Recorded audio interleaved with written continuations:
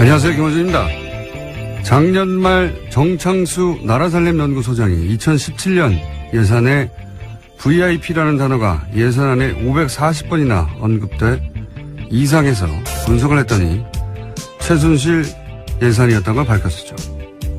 그리고 그런 예산들은 재하청의 재하청 혹은 위탁 사업 구조라 누가 그 세금을 최종적으로 가져가는지 알 수 없도록 했다는 특징 역시 발견했습니다. 그런 예산이 문체부 하나만 따져도 16개 사업 3,200억대.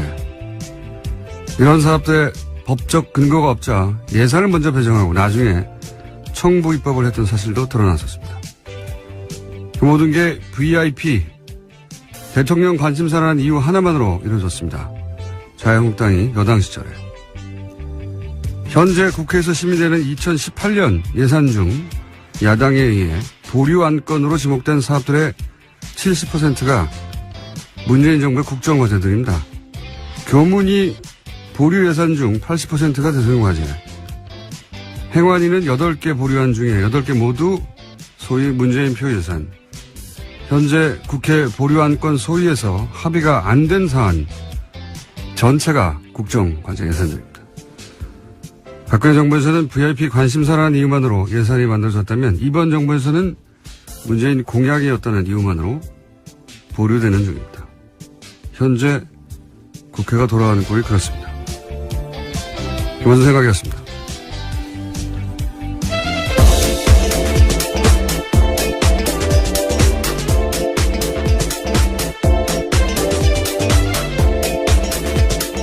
시사인의 김은지입니다. 예. 사실 지금 국회에서 가장 중요한 건 예산안 심사인데, 예, 그렇죠. 국정과제, 소위 이제 공약에 있었던 것들이요. 예. 그 예산은 일단 막는다. 이게 이제 야당의 심의 전략이에요. 아주 노골적이라 수치로도 확인이 됩니다. 예. 보류되는 건 뭐 다 족족이다. 국정과제. 근데 그 공약들은 대부분 야당도 걸었던 거예요. 예. 그러니까 내용이 중요한 게 아니라 예. 이번 정부가 내년에 쓸 돈을 없애버리겠다. 국정과제를. 이런 의도죠. 자, 첫 번째 뉴스는 뭡니까? 네, 이종명 전 국정원 3차장의 구속 적부심 청구가 받아들여지지 않았습니다. 어제 법원은 기존 구속영장 발부에 따른 구속이 적법하다라고 기각 사유를 밝혔는데요. 이 전 차장은 원세훈 전 국정원장 등과 공모해서 국정원 외곽팀에 수백 회에 걸쳐서 예산 수십억 원을 지급한 혐의를 받고 있습니다. 이미 지난 18일에 구속이 된 바가 있는데요. 당시에 오민석 영장전담 부장판사 같은 경우에는 영장 발부 사유를 이렇게 설명했습니다. 범죄 혐의가 소명되고 증거인멸 염려가 있다면서 구속의 사유가 필요성이 인정된다라고 했습니다.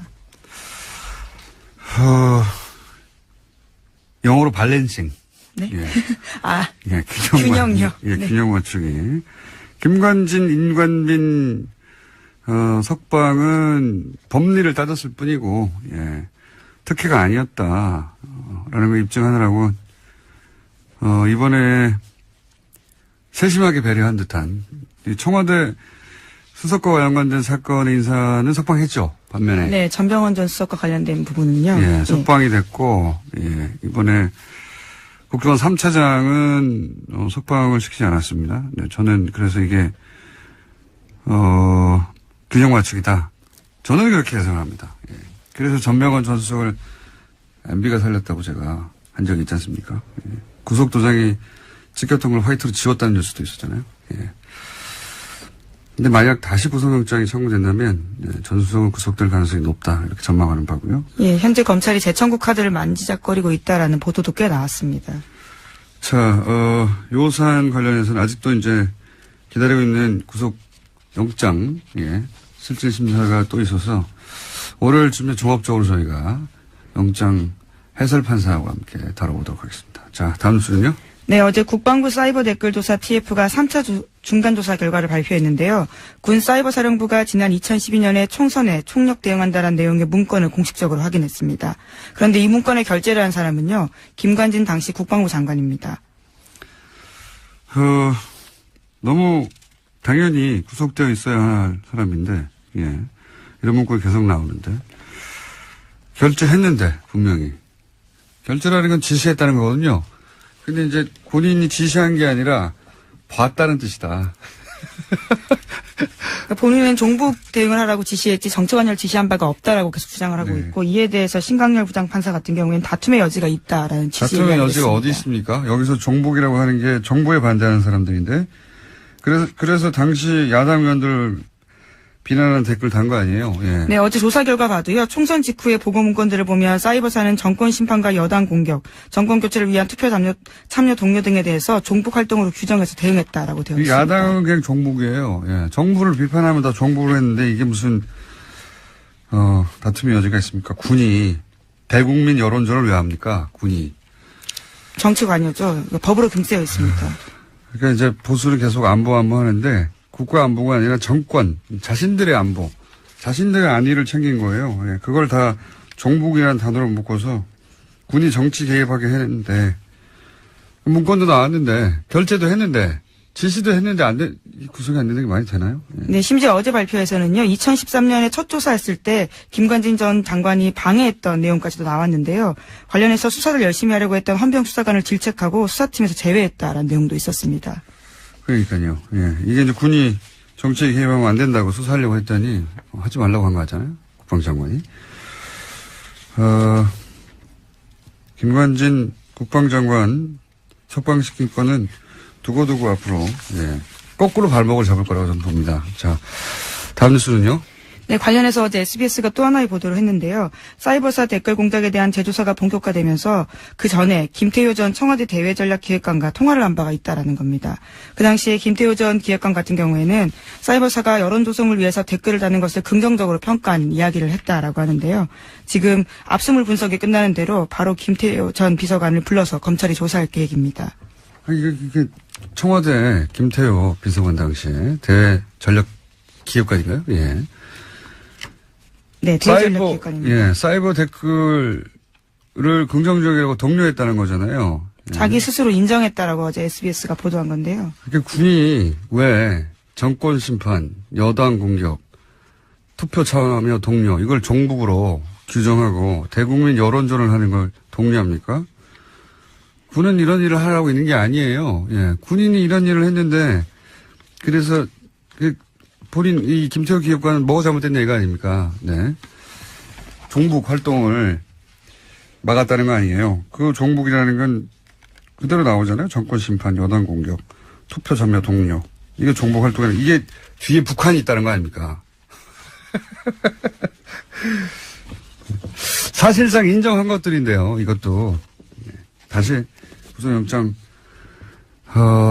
김관진 같은 사안으로 김관진 장관을 구속영장을 청구할 수는 없는 걸로 아는데 새로운 게 나오지 않는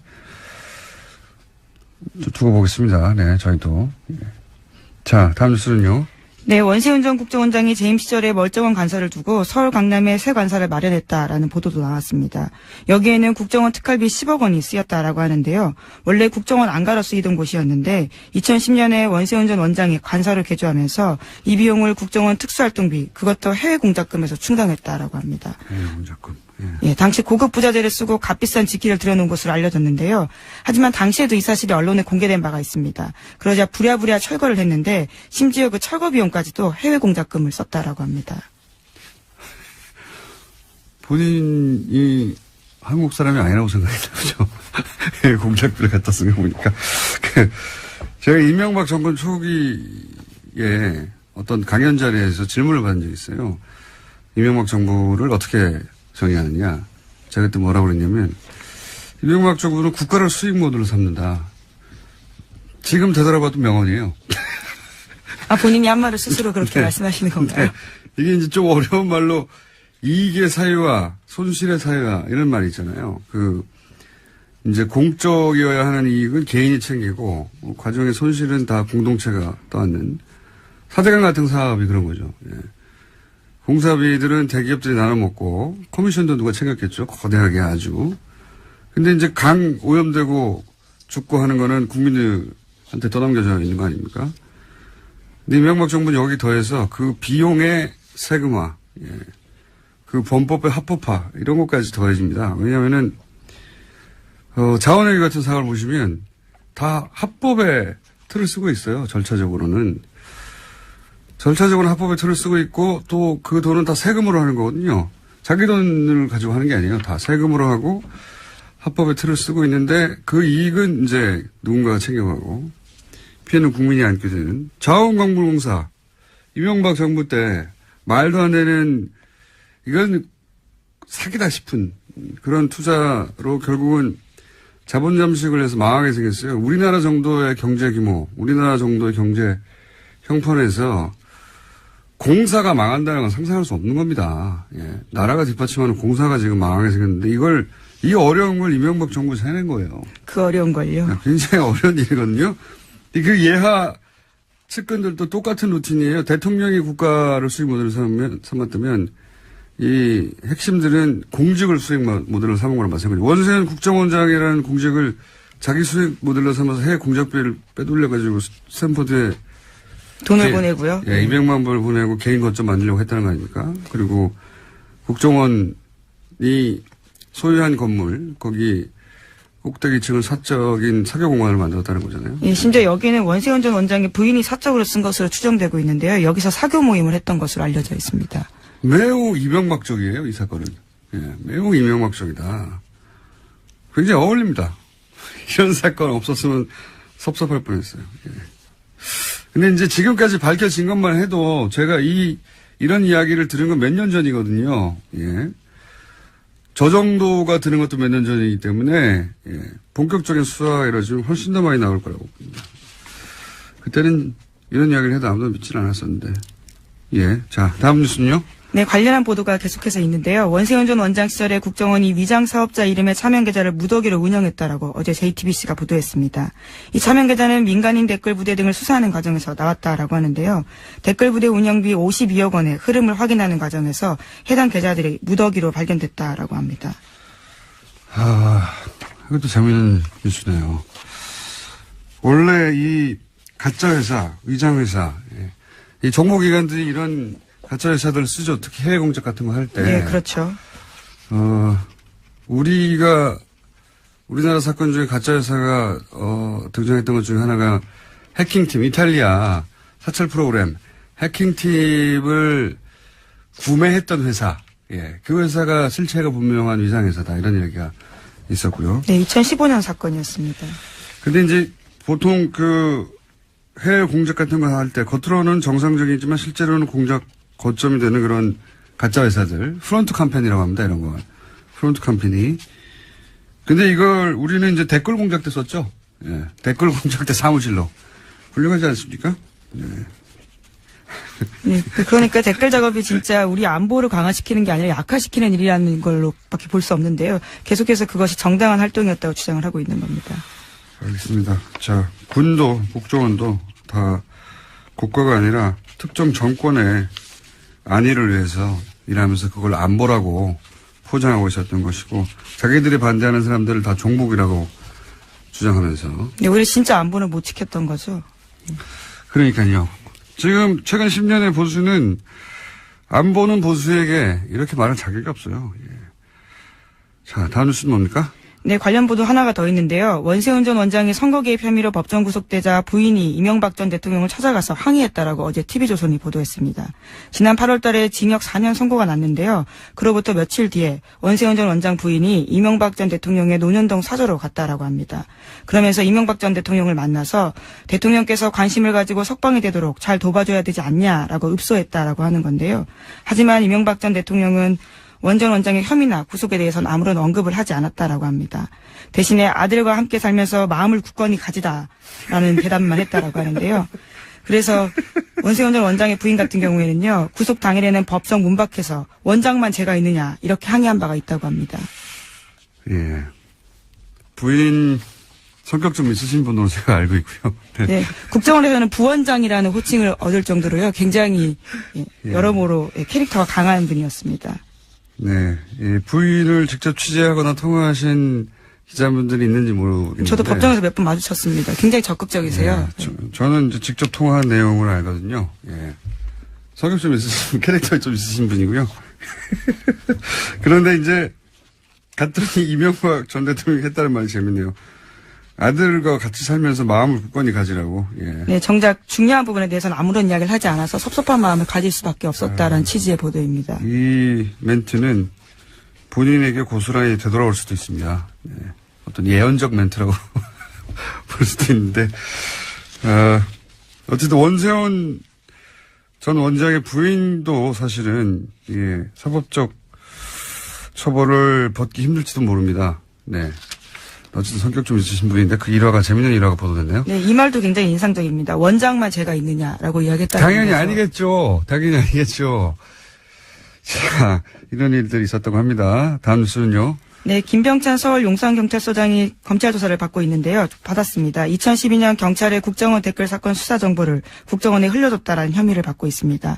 이와 관련한 내용들이 좀 나왔는데요. 오늘 아침 경향신문 보도입니다.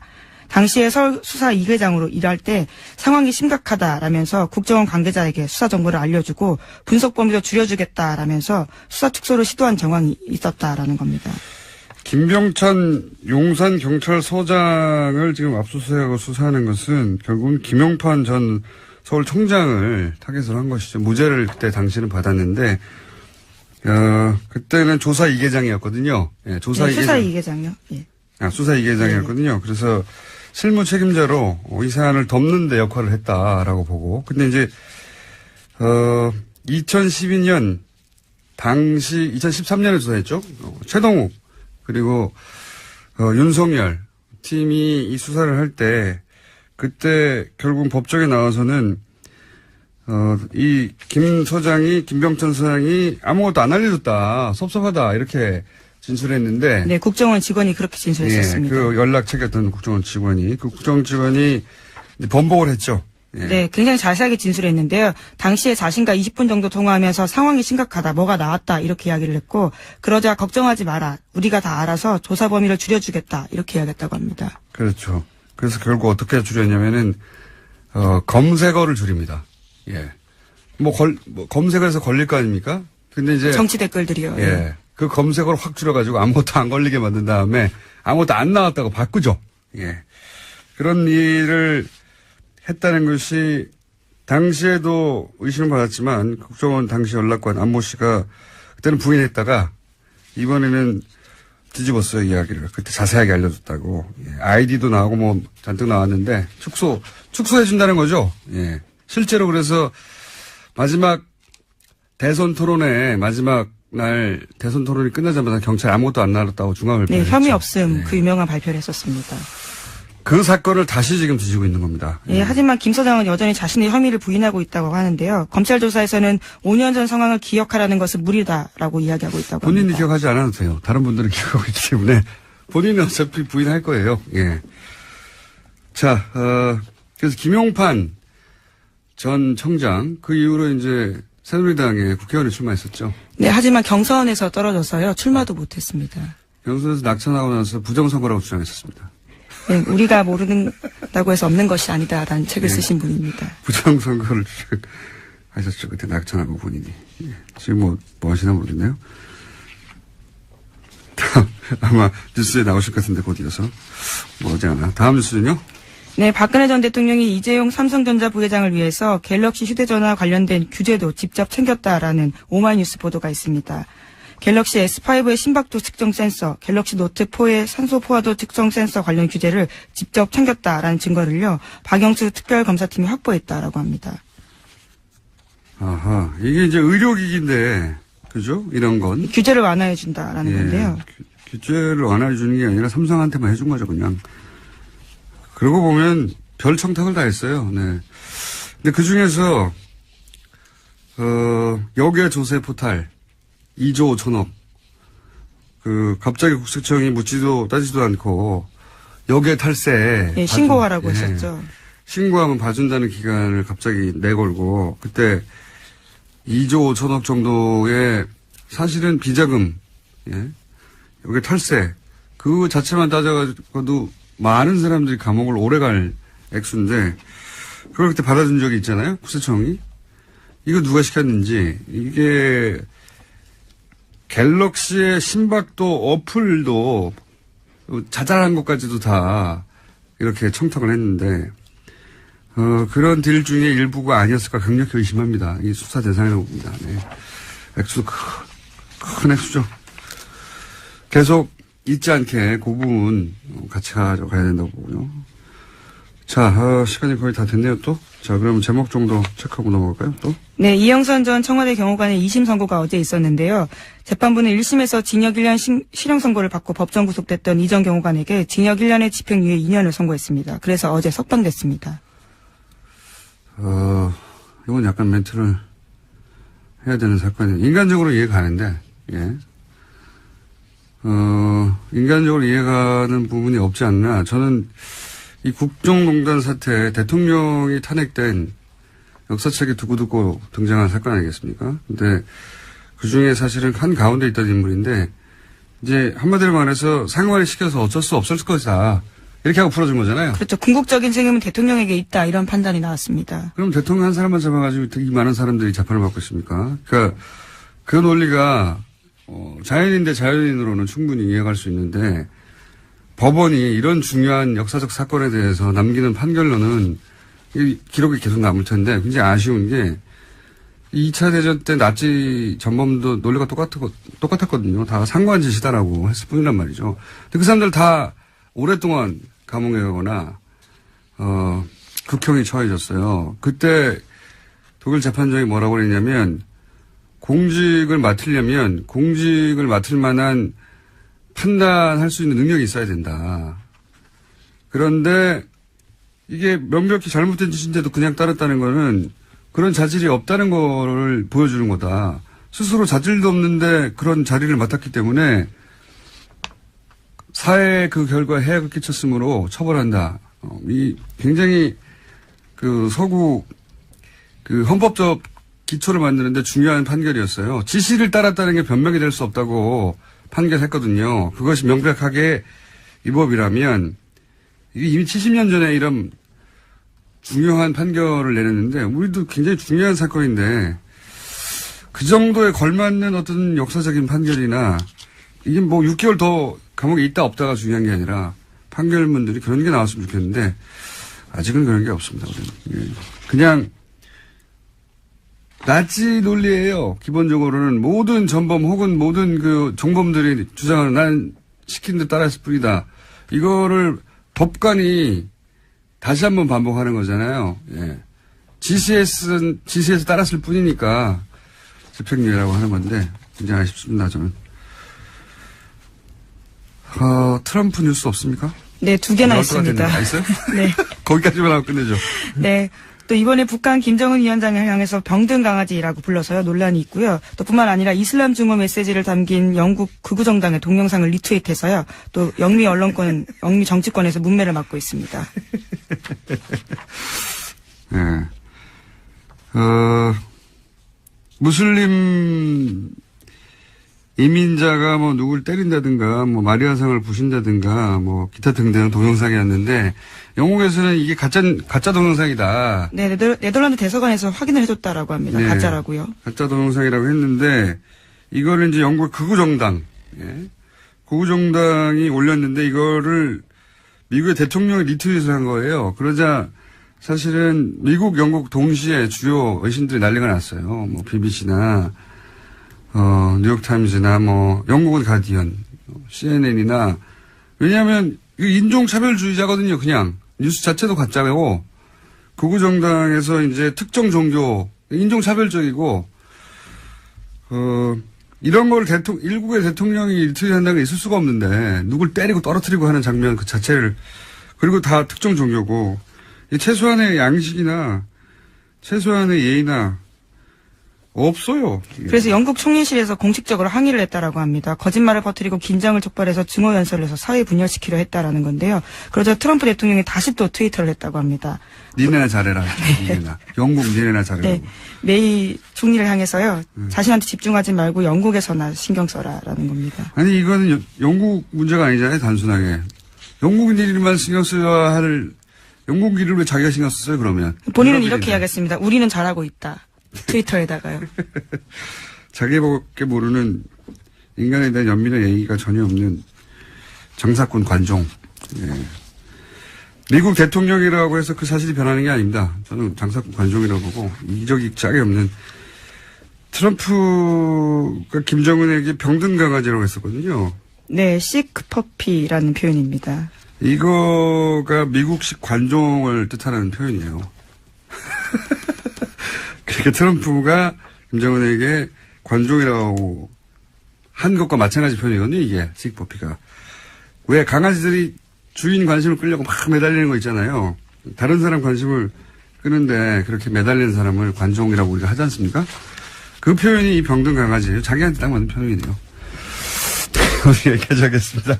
지금 하여튼, 예, 그런 니트옷을 해가지고 결국 트윗으로 망할 것 같습니다, 양반은. 여기까지 하겠습니다. 시사인의 김은지였습니다. 감사합니다. 이명박 정부 시절, 벌어졌던 어마어마한 문제가 있는데 이 문제를 아무도 되짚고 있지 않다. 꼭 되짚어야 하겠다. 그래서 한 번 더 나오신 더불어민주당의 김영건 의원 스튜디오에 계십니다. 안녕하십니까? 예, 반갑습니다. 저는 이제 농협사건 새로운 게 나오거나 아니면은 농협사건 이후로 이제 연구하시기로 하신 당시 농협 디도스 사건, 예. 농협 해킹 사건, 예. 이제 한동안 안 나오시겠다 싶은데 갑자기 또 나오셨어요? 예. 근데 요거는 꼭 짚어둬야 되겠다고 하신 농해수위 소속으로서. 예.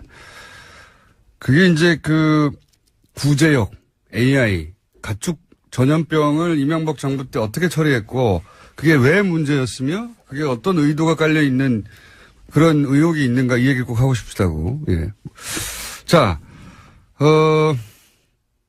AI, 뭐 가축 전염병. 예. 일반인들은 이 집만 한 번씩 거론되고 뭐 살처분되고 뭐 이런 얘기 나오지 않습니까? 예. 농장에서 직접 일하시는 분들이 아니면은 이게 이제 금방 잊혀지거든요. 예. 근데 이명박 정부 시절에 이 살처분이 왜 다른 정부하고 다르게 크게 문제가 됩니까?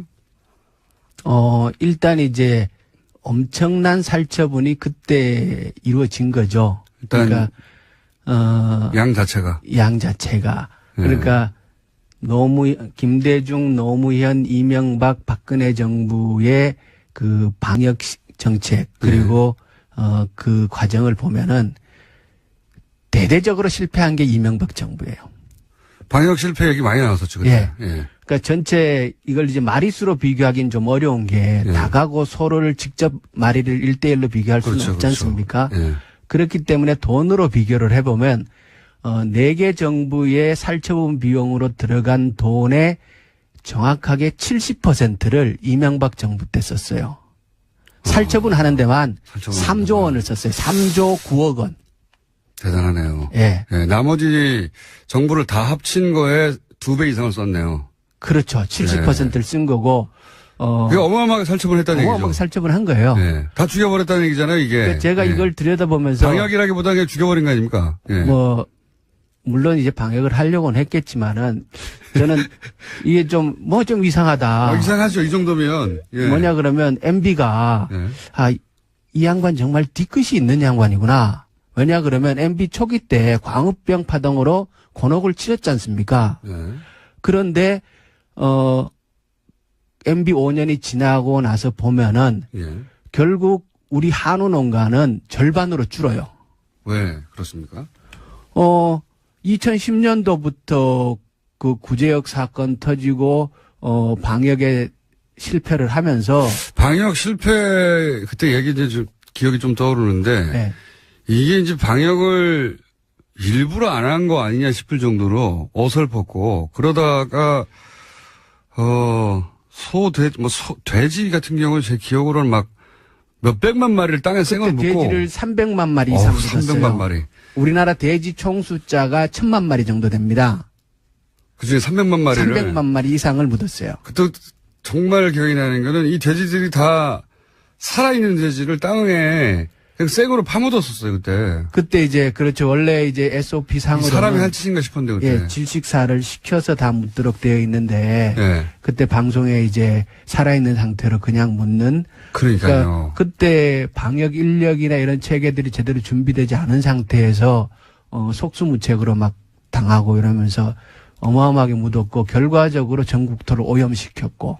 그리고 더 굉장히 중요한 건 그 과정에서 인간성의 피폐화되는 거를 우리가 국민이 다 경험하지 않습니까? 그러니까요. 살아있는 돼지들이 네.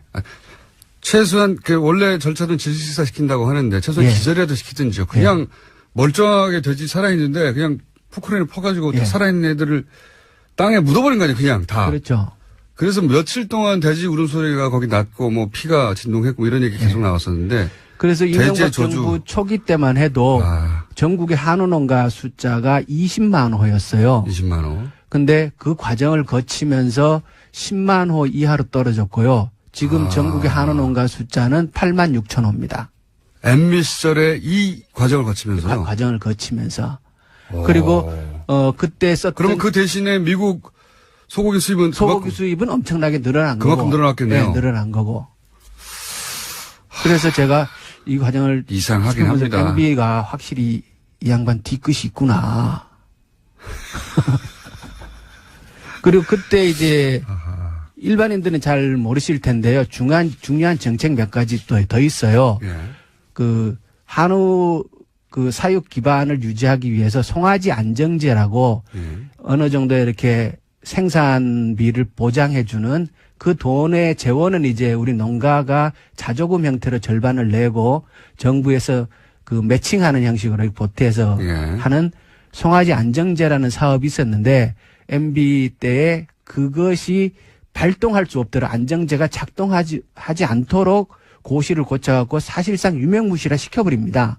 그 지원을 없애버렸어요? 네, 지원 없애버렸어요. 그러면 그 지원을 못하면 무슨 일이 벌어집니까? 그러고 나서 곧바로 이제 송아지 한 마리 가격이 뭐 70만 원, 60만 원으로 대폭락 현상이 벌어졌죠. 12년도부터.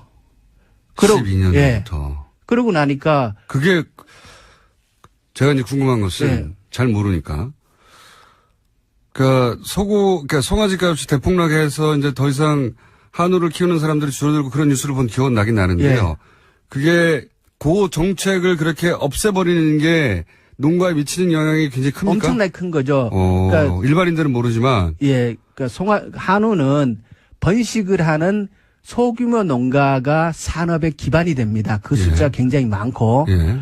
그리고 그 사람들이 실질적으로 농촌 경제에서 차지하는 비중이 굉장히 크죠. 예. 그런데 송아지 값이 대폭락해버리면 그분들이 다 문 닫을 수밖에 없죠. 안 키우게 되죠. 예. 예. 그러면 한우 번식 기반 자체가 와야 되는 측면도 있지만 농촌 경제 자체가 뒤흔들리는 거예요. 그 지원금이 액수가 컸습니까? 전체적으로? 그렇게 크지 않아요. 크진 않은데. 꼭 삭감했어야 될 이유가 있나요? 그렇죠. 그래서 이 송아지 안정제를 유명무실화 시킨 거는 예. 이게 매우 잘못된 정책이고. 그러니까 거꾸로 예. 원래 이제 국가 정책이라는 게 예. 예를 들어 불합리해서 혹은 뭐 예산의 낭비여서 예. 세수가 세기 때문에 없애거나 하기도 하잖아요. 근데 그게 큰 액수도 아니고 농가에 꼭 필요한 거였다면 거꾸로 생각해 보면 그럼에도 불구하고 매우 중요한 지원금이었다고 하면 농가가 유지되는데. 예. 그리고 그 돈의 절반은 농민이 매년 적립해 놓은 거예요. 근데 그거를 안 주면 거꾸로 농가에 미치는 영향이 굉장히 커서. 예. 한우 농가가 줄어들고, 그러면 그만큼 줄어든 한우만큼 미국소를 소입해야 되고. 그리고 우리 소비자들은 지금 사실 우리 국민들이 한우를 마음 놓고 먹지 못하지 않습니까? 너무 비싸요. 생산 농가가 적으니까요. 생산 농가가 적으니까. 그리고 송아지 가격이 너무 올라서 한우를 사육하는 분들도 경영 압박을 받는 거고. 근데 이제 의원님이 의심하시기로는 뒤끝이라고 하신 게, 큰 액수도 아닌데, 예. 큰 액수가 아님에도 불구하고 한우 농가에는 매우 중요한 지원금이었는데, 네. 이걸 없앴다는 것은, 네. 한우 농가 숫자를 줄이고, 거꾸로 미국 소 수입을 누리기 위한 기반 정책 아니었나, 이렇게 의심하시는 부분이 있는 것 같아요. 결과적으로 그렇다는 거죠. 결과적으로. 그 의도를 가졌는지까지는 우리가 모르겠어요. 그거는 이제. 저는 의심합니다. 저도 의심스럽습니다. 그러니까 꼭 없애야 되는 나쁜 제도가 아니었는데. 아주 좋은 제도입니다. 필요한 제도고. 그래서 지금도 그 제도는 있는데. 무명무실하다는 예, 거죠. 발효될 수 없도록 조건을 만들어 놓은 거예요. 그러니까요. 예. 그러니까 한우 농가들을 어렵게 만든 거죠. 그렇죠. 정책의 효과를 굉장히 잘하는 사람이 한 거네요. 임기 초에. 그렇죠. 예, 예. 예. 그게 이제 전 매우 의심스럽습니다. 예. 그런 일이 있었고, 그래서, 예. 그렇게 해서 농가가 안 그래도 하는 농가가 어려운데, 이 구제역 때 예. 돼지, 소가 엄청난 숫자로 줄었기 때문에 예. 또 그만큼의 미국 쇠고기 수입 필요성이 생긴 것이고. 그래서 지금 한우 자급률은 갈수록 떨어지고 있고, 그게 근데 MB정부에서 다 일어난 일이다. 그때부터 시작이 된 거죠. 아, 꼼꼼하네요. 예. 한우 자급률은 계속 떨어지고 있고, 우리 국민들은 비싼 값에 한우 고기를 먹어야 되고, 그리고 수입 소고기가 늘 싸지 않습니다. 예. 왜냐 그러면 그 사람들도 이제 경제 이윤을 목표로 하는 사람이기 때문에 여기 모자란다 싶으면 계속 올라가거든요. 그래서 그 이후로 국제 소고기 시장, 이건 전체적인 문제지 대한민국만의 문제는 아니거든요. 국제 소고기 시장에서 소고기, 미국 소고기의 값은 거의 2배 이상 뛰었습니다. 이건 어떻습니까? 이제 이명박 정부에서만 하나만 예. 다른 모든 정부를 합친 것보다 2배 이상의 돈을 예. 거기 썼다고 하면 이상한 거잖아요. 분명히. 예. 이상한 건데 그때 이제 그 어떤 보도들이 생각나냐면 정부의 대응 속도가 왜 이렇게 느리냐. 이렇게 느리니까 계속해서 그 퍼져나갈 수밖에 없고 그러니 그 양이 늘어나고 그러다 보니까 지금 뭐 돼지만 300만 마리고 닭은 1000만 마리가 넘지 않았습니까? 작년에 그 박근혜 정부에서 닭을 살처분한 숫자가 3천만 마리가 넘죠. 박근혜 정부도 네. 만만치 않네요. 3천만 마리. 전체 70%의 돈을 MB 정부에 썼고 나머지 18%의 돈을 박근혜 정부에 썼습니다. 그럼 90% 정도를 88%의 90%를 예, 88%의 돈을 두 정부에 썼고 나머지 12%를 노무현 정부는 5%, 김대중 정부는 7%를 썼어요. 야, 이거는 말이 안 됩니다. 그러니까 이게 특별한 이유가 있어야 됩니다. 이 우리 정도면. 국민들이 그러니까 이건 진짜 정부의 실력을 비교해 볼 만한 수 있는 자료가 되는 거예요. 민주정부와 저는 박근혜 정부가 실력이 없어서 네. 예를 들어 방역과 관련된데 정부의 대처 능력, 조속한 예. 대처가 안 되고 그래서 2배 정도를 썼다는 것은 예. 실력의 문제인 것 같은데요. 예. 5%하고 70%는 12배 아닙니까? 예. 이명박 정부는 이건 실력의 문제를 넘어서는 의도가 있는 거 아니냐 이렇게 생각이 들어요. 기본적으로. 일부러 이렇게 한 거 아닙니까 진짜? 의심은 스럽지만 결과도 또 그렇게 나오고 그렇지만 그렇게 단언하기는 좀 어렵고요. 그리고 의원님은 이제 단언하지 마시고 저는 예, 의혹을 예. 제기하겠습니다. 원래 이제 AI 대응이 지금 저는 초기 대응이 아주 그 기민하게 잘 되고 있다라고 판단을 해요. 비교를 해 주시죠. 구체적으로. 어. 예를 들어서 이명박 정부 때는 이랬는데 예, 우선 정상적인 정부. 작년하고 원래를 비교를 네. 할게요. 그러니까 철새가 오는 걸 막을 수는 없으니까 네. 야생 분변에서 바이러스가 검출되는 거는 어쩔 수 없어요. 예. 그런데 지금 이제 올해는 농가 발병은 딱 한 건 있어요. 농가 발병 한 한 건 건. 있고 지금 이제 닭을 12,000두를 살처분했어요. 12,000. 예. 근데 작년 요 시점을 보면 200만 두 이상을 살처분했습니다. 10,000대 200만. 예. 그리고 중요한 거는 제가 이제 작년 자료를 다시 살펴봤는데 야생 오리에서 의심축이 발견되고 나서 최초의 확진이 이루어지는데 작년은 14일 걸렸습니다. 14일이요. 예. 이게 고병원성이다 아니다를 아니다. 확진하는데 14일 걸렸습니다. 근데 올해는 이틀 걸렸어요. 그 무슨 진단 키트가 더 좋은 게 나왔습니까? 그만큼 초기 대응을 신속하게 했다는 거죠. 관심을 갖고. 똑같은 공무원들인데. 그렇지만 대통령도 바뀌고 장관도 바뀌고 저 같은 국회의원도 있고. 자, 알겠습니다. 거기까지는 예. 뭐 관심과 실력의 문제라고 하죠. 예. 근데 이명박 정부에서 다른 모든 정보를 다 합친 것보다 예. 예를 들어 지금 예를 들어주신 대로 하면 노무현 정부 때 쓴 비용의 12배를 쓴 거 아닙니까? 예. 그때 5% 썼고 이명박 예. 정부 한 70% 쓴 거 아니에요? 예. 이건 실력 문제가 아니라 일부러 늦게 했나? 일부러 더 많은 예를 들어서 돼지소를 살처분하도록 방치했나? 이런 생각을 자연스럽게 가지게 되는데 그런 의구심에 들어맞는 정황들은 없어요? 그거는 뭐 14배군요. 70%면 이거는 14배. 거기까지 아직은 더 뭐 MB 머릿속에 들어갔다 나오지 않는 이상. 굉장히 이상한 일이네요, 진짜. 근데 그리고- 결과적으로는 그 덕분에 미국 세국의 수입이 더 늘어나게 됐고. 예. 엄청나게 늘어났죠. 엄청나. 그만큼 예. 줄어든 만큼 늘어날 수밖에 없으니까요. 그렇죠. 그리고 한우는 가격이 올라갈 수밖에 없고. 한우 비싸고 소비자들은 불편하고. 만약에 이게 누군가의 구상이었다면 천재적인 구상이네요. 결과적으로는. 그렇죠. 이게 국민들한테 엄청난 손해를 끼치는. 그렇죠. 누구 특정인들에게는 큰 이익이 됐겠죠. 예. 이명박 정부 때는 그러면 대부분 살처분을 해결한 겁니까? 초기 대응이 아니라? 그렇죠. 살처분을 했는데, 그때 이제 진짜 우왕좌왕했었고요. 그러니까 이번에 이제 우리가 새 정부 들어가서, 방역국을 만들었어요. 예. 그러니까 초기 대응도 중요하고 방역의 체계를 바로잡는 문제도 매우 중요하고, 그래서 방역국을 신설을 했어요.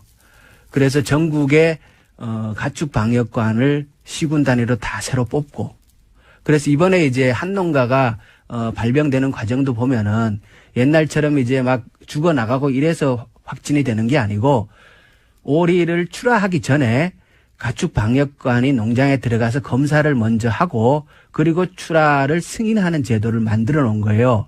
그래서 이번에 가축 방역관에 들어가서 보니까 뭔가 좀 이상하다 이래갖고, 자기 돈을 주고 농장에다가 오리를 5마리를 사가지고 나옵니다. 이 방역관이.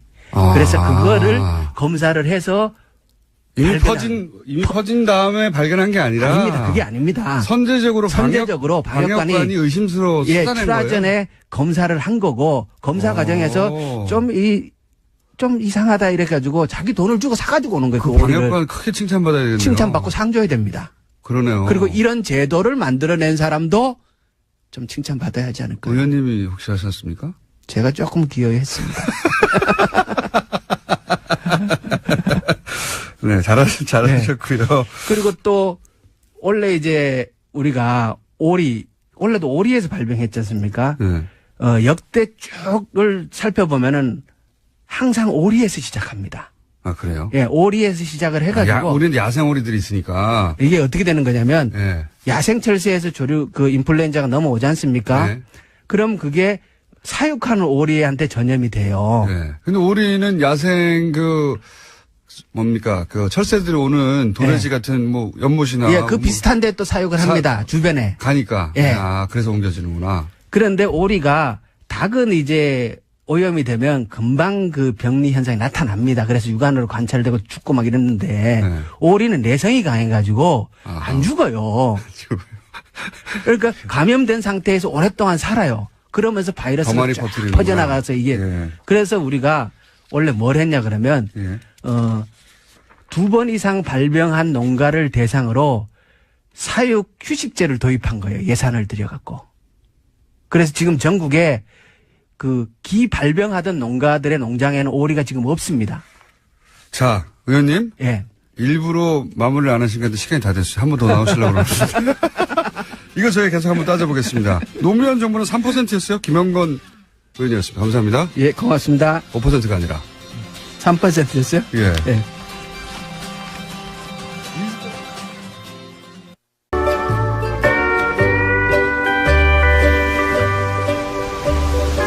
네가 가라 하와이.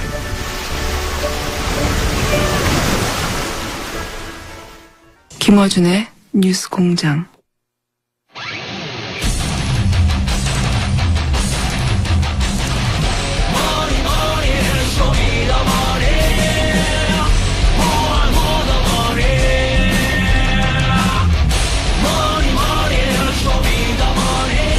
안항훈 청장님 나오셨습니다. 안녕하십니까. 예, 안녕하십니까. 네. 이 코너 진행하기 전에 저희가 8시 뉴스 전에 58분 날씨 예보 하는 시간이 있는데, 날씨 기상정보가 안 나고 시그널 음악만 1분 정도 나왔어요. 예. 알고 봤더니 기상정보를 전하는 분이, 전날 밤. 그래서 순간적으로 잠시, 예. 잠시 깜빡 조신 게 아닐까. 그럴 수 있지 않습니까? 그렇죠. 시청자는 깜짝 놀랐겠네요, 그런데. 그렇다고 합니다. 자, 오늘 총장님 얘기 진행하기 전에 바로 앞 순서에 김영건 의원님 전혀 새로운 이야기 들었는데 너무 이상해서 저도. 예. 노무현 정부 때 3%밖에 안 쓴 비용, 설치문 비용을 이명박 정부 혼자 70%를 썼다는 거 아닌가. 네. 최근 4개 정부를 다 합친 비용의 70%를 혼자 썼다. 그러니까요. 예. 근데 바로 직전 정부가 3%밖에 안 썼다고 하면 똑같은 공무원 체계에, 똑같은 진단 시스템에, 똑같은 프로세스 공무원들인데 갑자기 20 몇 배가 더 나빠졌다는 거는 이게 단순한 문제가 아니다. 그렇죠. 예. 금액이 엄청나더라고요. 3조씩 이렇게 들어간. 보상 금액만 3조고 예. 그러면 살처분하기 위해서 땅 파고 싣고 이런 그런 비용도 조 단위가 들어갔을 거거든요. 예. 네. 그래서 김영건 의원님은 이제 농가 피해 관점에서 보셨는데 예, 이거 농가 피해 관점만 볼 게 아니고. 거꾸로 이익을 본 사람이 있을 거 아닙니까? 그렇습니다. 미국의 수출업자라든지 예. 또 국내 수입업자, 예. 외국 수입국이라든지 이런 것들이 많이 들어와야 이익을 보는 사람들. 그리고 실제로 그 시기에 중소 수입업자들은 다 망하고 대기업들이 수입업자로 재편됐다고 하거든요. 그렇죠. 그 관련된 업자들 그 중심으로 해서 무슨 문제가 있을 수 있으니까 그걸 한번 살펴봐야 될 것 같아요. 그러니까 이익을 본 사람은 없는가. 이제 피해를 본 농가의 입장에서만 이제 보셨는데 저는 듣다가 누군가 피해를 보면 누군가 이익을 보는 게 이 업계의 생리인데. 그렇습니다. 이명박 정부를 보면 설마가 전혀 없거든요. 맞습니다. 항상 우리가 생각을 예상하는 그 이상이거든요. 저는 그래서 김영건 의원실에서 이 사안을 농가 피해 관점도 중요한데 거꾸로 이로 인해서 이득을 본 업계가 혹은 사람들이 누가 있냐의 관점에서 바라보면 전혀 다른 그림이 보여질 거라고. 예, 저도 그렇게 봅니다. 그런 생각이 드는데, 네. 이명박 대통령 전문가로서 지금 그렇게 보시는 거죠? 그래서 오랫동안.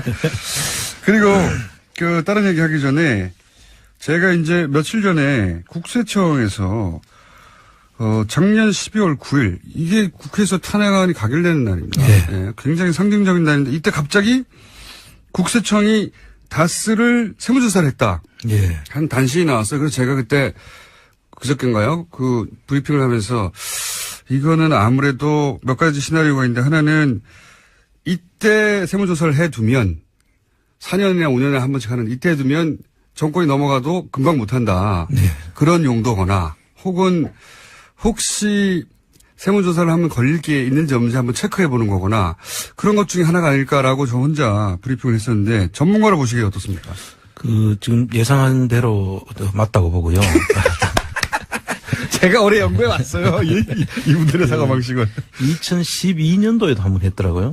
그렇군요. 그 시점이 이제 이명박 정부가 마지막 그 해였지 않습니까? 네. 그 이명박 정부 마지막 해에 그때 이루어진 거하고 16년도 말에 이루어진 것도 2017년도에 탄핵이 되면은 선거가 있어 이게 그러니까요. 정권이 넘어갈 수도 있는. 그렇습니다. 그래서 보통 세무조사는 5년 만에 한 번씩은 이제 네. 하도록 돼 있지 않습니까? 네. 그리고 한 번 하고 나면 다음에 돌아서서 또 조사를 할 수가 없도록 통상의 경우에는. 그러면 이제 보통 다시 조사한다 그러면 이거 정치적 세무조사 이렇게 그렇죠. 주장할 수 있는 예. 그런 근거를 마련하려고 갑자기 한 게 아닌가. 예, 그래서 일단 중복조사 내지는 뭐 정치적 세무조사로 몰고 갈 수 있는 그런 근거가 되기 때문에 쉽게 조사를 못할 거다라고 판단하고 했을 가능성이 아주 높다는 거죠. 국세청장을 하신 전문가라서 그렇게 보시죠. 예, 이게 한 예방주사의 성격이 있다.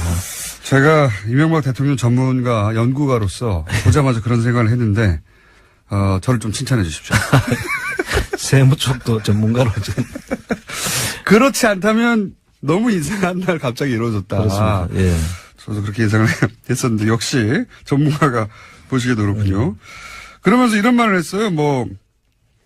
미국 공장이 어려워서 법인세가 줄었고 그래서 국세청이 별다른 조치 없이 조사를 끝냈다고 단신이 나왔는데 예.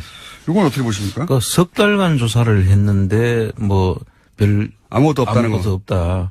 그게 이제 예방주사죠. 원래 이게 조사가 됐으면 이 다스에 대해서는 상당히 문제가 많지 않습니까? 그렇죠. 그동안에 많은 부분들도 알 수밖에 없을 텐데 이게 했으면 사실 통합조사를 했어야 되죠.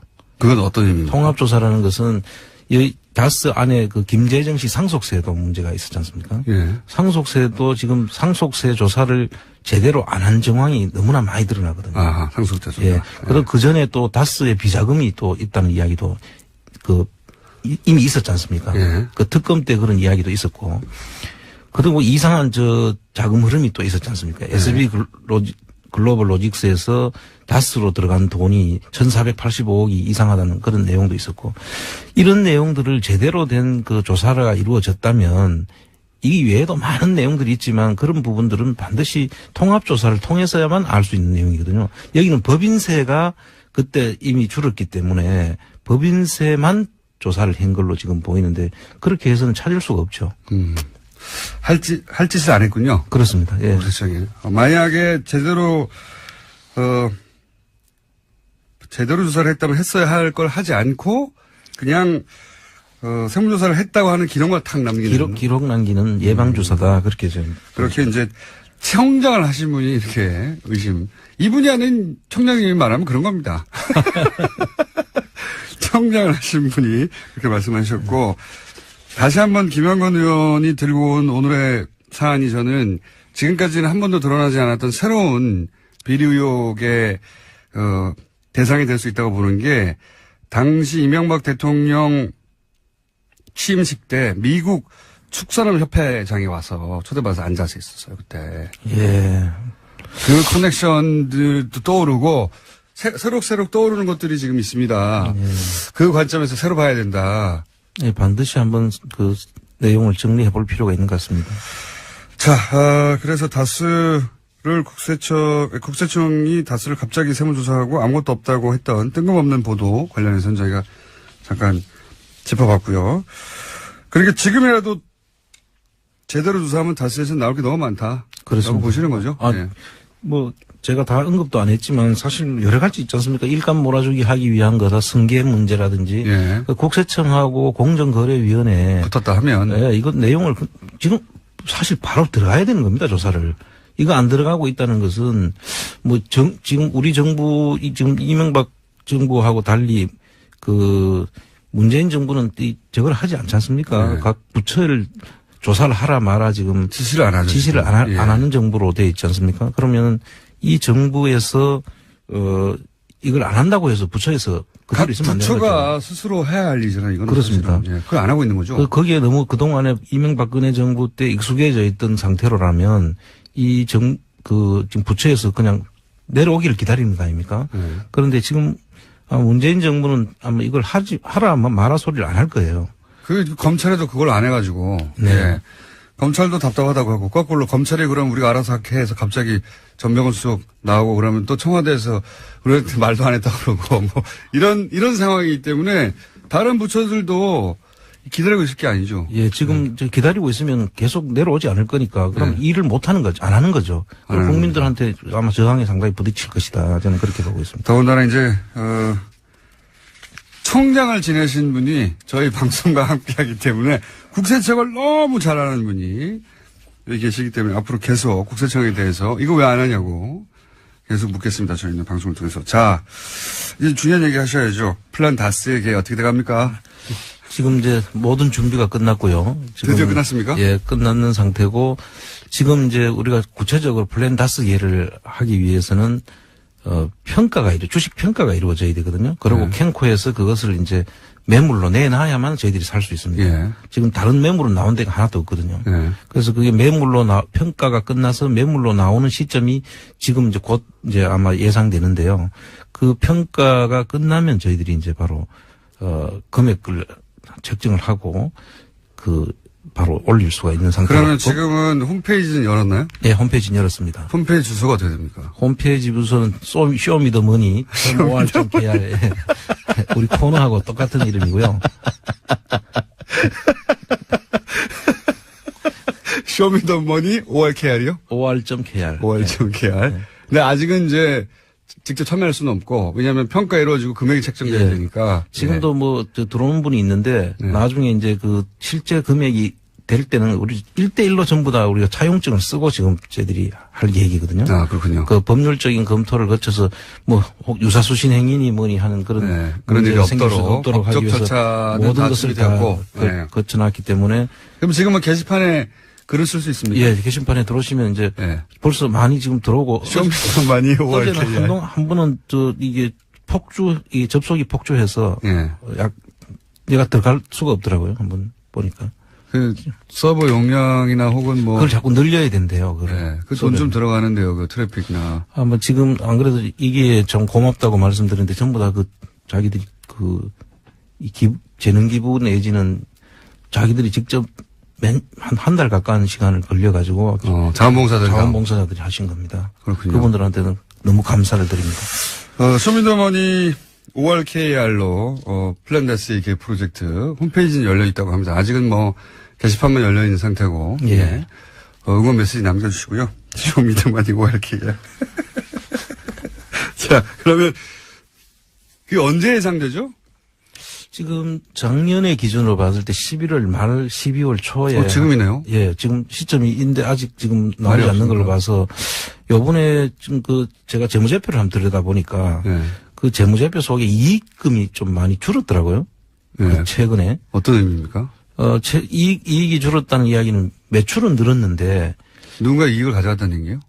그래서 지금 제가 의심하는 거는 2010년 2007, 8년부터 지금 한 10년 전까지를 제가 쭉 네. 보니까 매출은 급속도로 성장을 해왔는데 네. 이익금은 똑같아요. 거의 300억대에서 왔다 갔다 하더라고요. 그럼 이익금 일부가 어딘가에 숨어가지고 누군가 그래서 상당히 가져갔다? 분식에 의심이 되는. 분식 의심된다. 그래서 실질적으로 원래 매출이 늘어나면 예. 똑같지는 않지만 비슷한 비율로 사실은 당연하죠. 이익도 늘어나야 되는 게 예. 정상 아니겠습니까? 그런데 보니까 매출은 급속도로 늘어났는데 이익은 예전이나 지금이나 거의 비슷해요. 300억대를 왔다 갔다 하는데 결손은 한 번도 없었지만 계속 이익금이 계속 그 수준밖에 유지를 안 하고 있는 거죠.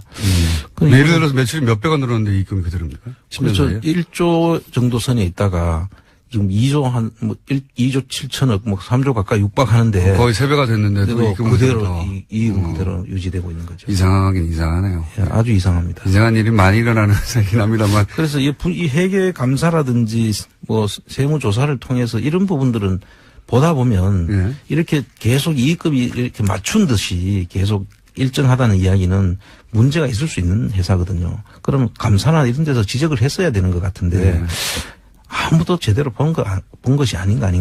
근데 요것만 봐도 분식회계 의심을 하실 수 있는 정도입니다. 그렇습니다. 총장님이시니까. 그러면 만약에 이제 곧 있을 것 같은데 머지않아 플란다스에게 이 다스 주식 3% 매입 프로젝트. 예. 만약에 3%를 매입한다면 현행 법률이 보장하고 있는 권리 혹은 법률이 보장하고 있는 할 수 있는 일들이 뭐가 있습니까? 제가 간단하게 한번 정리를 해봤었습니다. 네. 첫째는 임시주주총회를 우리가 정부를 할 때. 임시주주총회. 근데 임시주주총회를 하는 의미는 주주총회를 했을 때도 우리가 3% 주식 가지고 실질적인 권리 행사를 하기가 힘들지 않습니까? 네.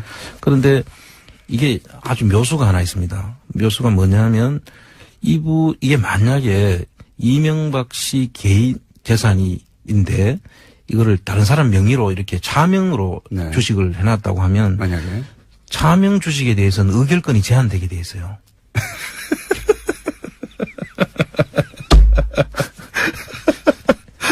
그러면 지금 대부분의 이명박 주식의 차명으로 의심되는 재산이 의결권이 제한되면 저희들이 3%가 대주주가 되는 거 아닙니까? 의결권을 행사할 수 있는. 의결권을 행사를 이제 저희들이 국가가 가지고 있는 캔코 주식 다 합하면 19.98% 정도 되니까요. 예.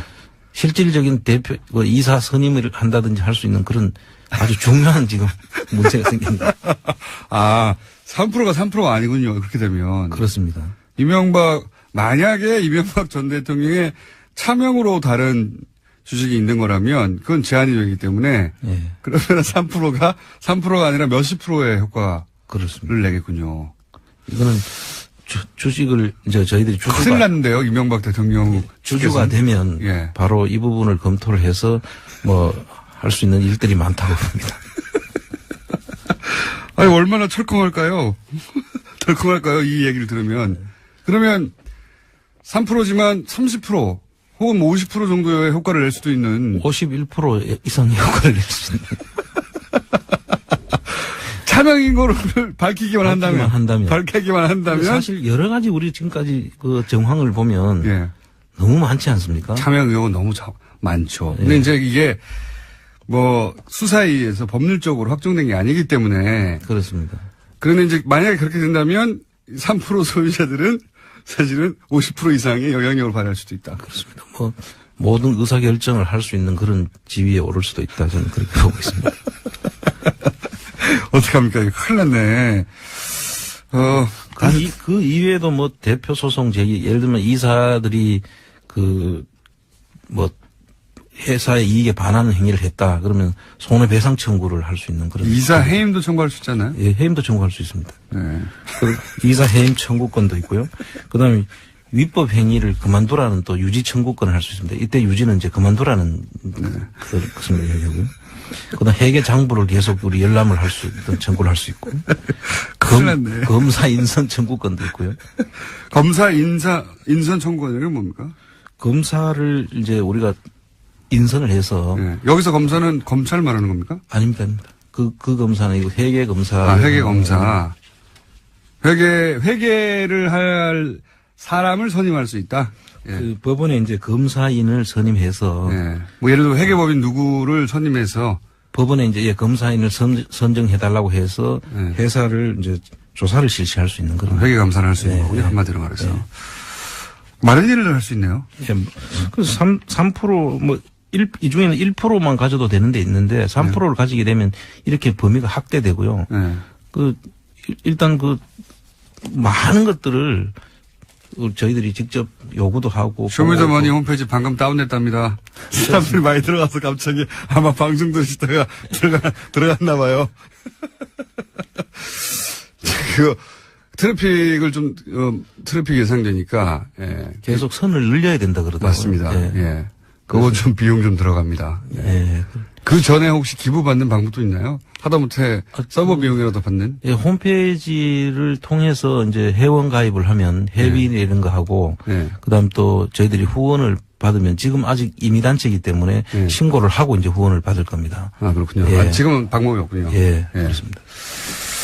3%로 3%가 3%에 불과한 게 아니라 3%만으로도 법적으로 보장된 권한이 있지만 이제 이게 차명 주식이라는 게 밝혀지면 그게 삼성생명의 이건희 차명 주식도 의결권 제한 규정 때문에 문제가 되는 거하고 똑같은 거죠.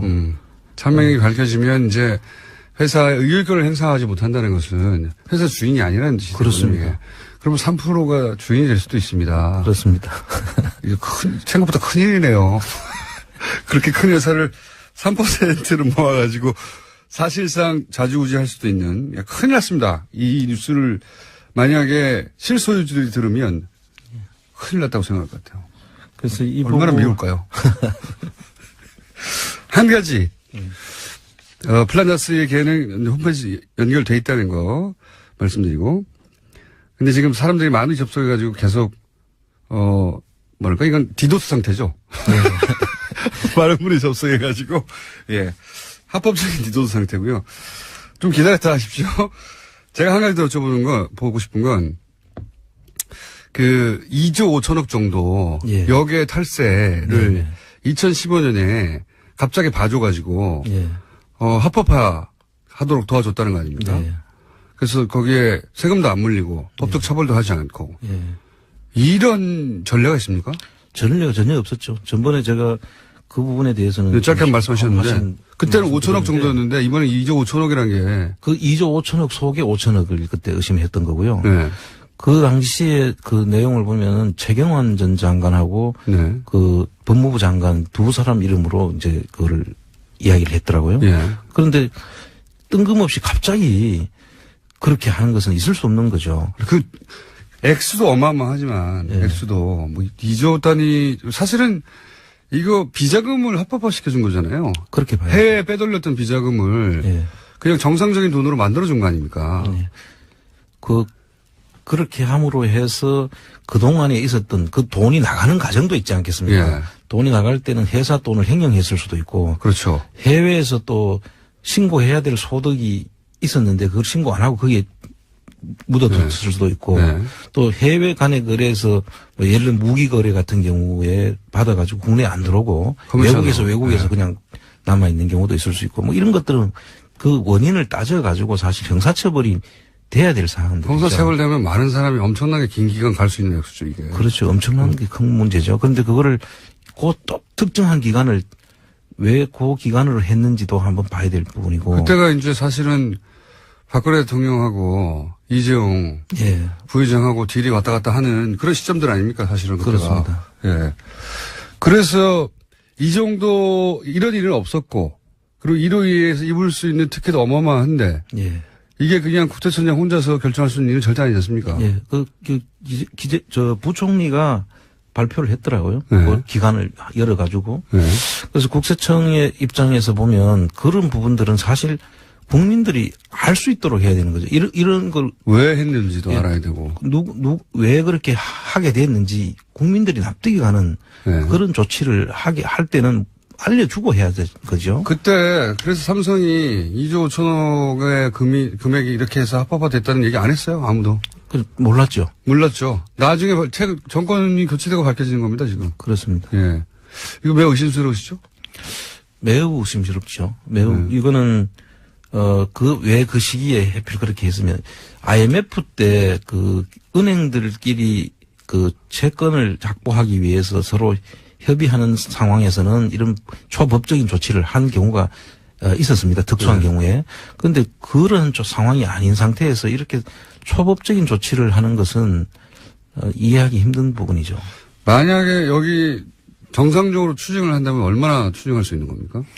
아니 이제 범죄 수익 같으면 다 몰수를 해야죠. 몰수군요. 이게 범죄 수익인지 아닌지를 이제 먼저 봐야 되고요. 그런데 그건 세금만 받고 말았다는 거 아닙니까? 그렇죠. 예. 그것도 그냥 정상적인 돈일 경우로 상정하고 세금만 받고 말았다는 건데. 그렇습니다. 정상적인 거를 왜 이렇게 들여왔겠어요? 그렇죠. 정상적이라면 다 그냥 들어왔겠죠. 그렇습니다. 예. 정상적으로 처리할 수 없었으니까 요 기회를 일부러 열어서 이 돈이 들어온 것이고 그건 몰수군요, 몰수. 예. 예. 그게 범죄 수익이라면 다 몰수를 해야죠. 범죄 수익으로 확정된다면.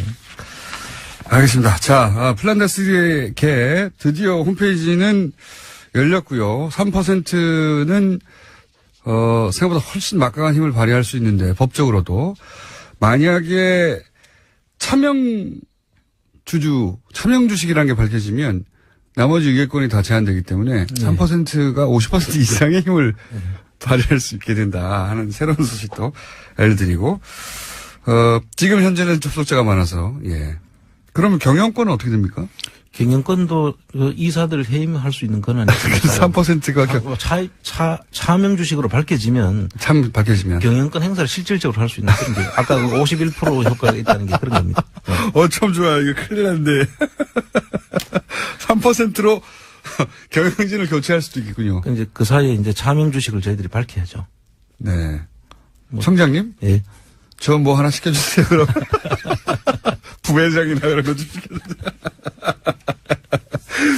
자, 홈페이지 열렸습니다. 네. 아직, 받고 있지는 않습니다만 열렸습니다. 너무 접속자가 많아서, 예. 오늘 저녁에나 한번 다시 해보시고, 지금은 폭주하고 있어서 안 열리나 봅니다. 오늘 여기까지 하겠습니다. 안원구 전 대구지방국세 청장이자 플란다스의 개주였습니다. 감사합니다. 예, 감사합니다.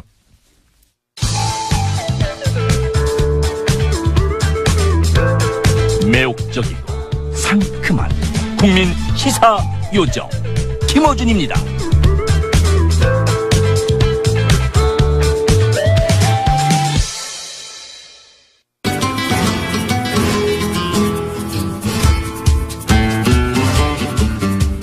자, 효준 황교익 선생 오늘은 전화 연결입니다. 아니 오늘 어디 가셨길래 전화한가? 네, 안녕하세요. 황교익입니다. 지역에 있습니다. 오늘도 이제 다른 방송 때문에 가신 거죠? 뭐 다른 일 때문에 지금 그렇습니다. 무슨, 저기, 뭡니까, 예. 알쓸 신잡2 이런 거 가신 거 아니에요? 그거는 아니고요. 예. 알쓸 신잡은 요즘 그 서울 편을 찍고 있어요. 그래서 서울에서 왔다 갔다 합니다. 그럼 다른 프로그램입니까? 예, 그렇습니다. 자, 어쨌든. 예. 굉장히 많은 명충 후보들이 이번 주에도 왔어요. 예, 맞장구도 왔고. 예. 예. 맞장구요? 예, 맞장구. 맛가이버도 괜찮고, 맛자르트도 괜찮았는데. 유소공장 청취자 여러분들 수준 좀 올려주세요. 혀준 괜찮습니까? 앞으로 저는 다른 거 나오기 전까지는 혀준 황교익 선생으로. 자.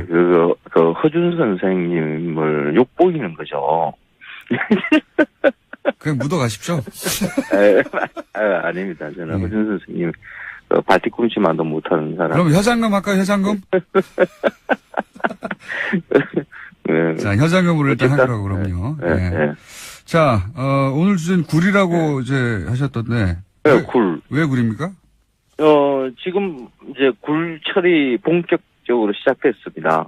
그래서 제 상에도 굴이 거의 매일 올라오다시피 하는데, 예.